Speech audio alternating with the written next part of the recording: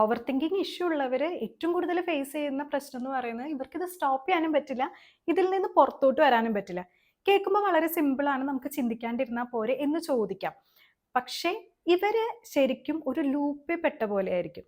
ഇവർ ഒരേ വിഷയം സെയിം കാര്യം തന്നെയായിരിക്കും റിപ്പീറ്റഡ് ആയിട്ട് ഇവർ ചിന്തിച്ചുകൊണ്ടിരിക്കുക. അതുകൊണ്ട് തന്നെ ഇവർക്ക് ഇത് പെട്ടെന്ന് ഇതിൽ നിന്ന് പുറത്തോട്ട് വരാൻ പറ്റില്ല. ഈ ഒരു ടൈമിൽ ബ്രെയിൻ ഒരു സ്ട്രെസ് മോഡിലായിരിക്കും. ന്യൂറോൺസിന്റെ ആക്ടിവിറ്റീസ് വളരെ ഹൈ ആയിരിക്കും.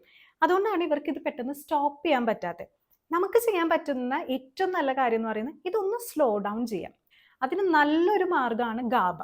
ഗാബ നോർമൽ ആണെങ്കിൽ നമ്മുടെ തോട്ട്സും വളരെ സ്ലോ ആയിട്ടായിരിക്കും നടക്കുക. അതേസമയം ഗാബ ലോ ആയി കഴിഞ്ഞ് കഴിഞ്ഞാൽ നമുക്ക് ഓവർ തിങ്കിങ്, നമുക്ക് തോട്ട്സിന്റെ കാര്യത്തിൽ ഒരു കൺട്രോൾ കിട്ടില്ല. അപ്പോൾ ഗാബ കൂട്ടാനായിട്ട് ഏറ്റവും നല്ല മാർഗ്ഗമാണ് ഒന്ന് മെഗ്നീഷ്യം, ഒമേഗ 3 ബ്രീത്തിങ് എക്സസൈസ്.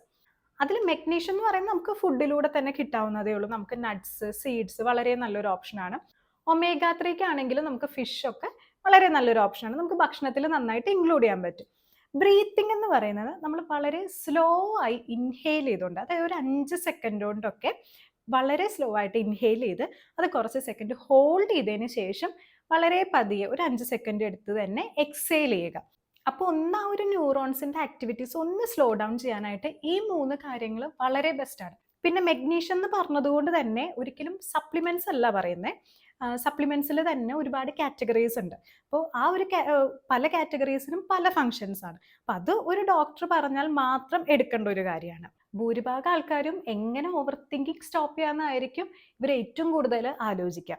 അപ്പോൾ അതുകൊണ്ട് തന്നെ ഇവർ കടന്നു പോകുന്ന സിറ്റുവേഷൻ എന്താണെന്നുള്ളതും എത്രത്തോളം ഇവർ അതിൽ സഫർ ചെയ്യുന്നുണ്ടെന്നുള്ളതും ഇവർക്ക് മാത്രമേ അറിയുള്ളൂ.